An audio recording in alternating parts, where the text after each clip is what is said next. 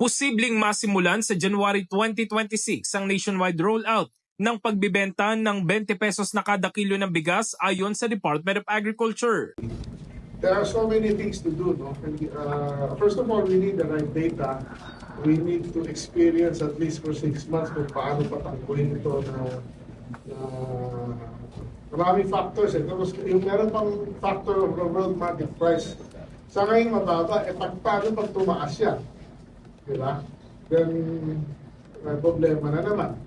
Kabilang sa mga paghahandang tinututukan ng DA ay ang paggawa ng software system para sa distribusyon at ang posibilidad ng pagbibigay ng card sa mga benepisyaryo.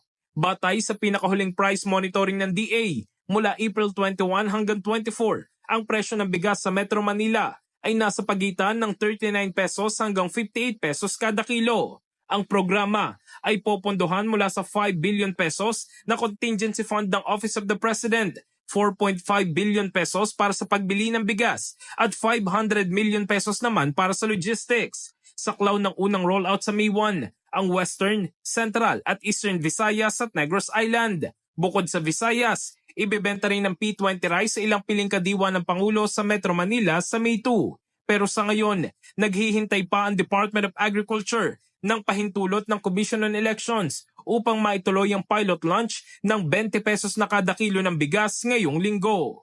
In the heart of changing lives, ako si Brigada Jigo Custodio ng 105.1 Brigada News of Manila, the Music News Authority.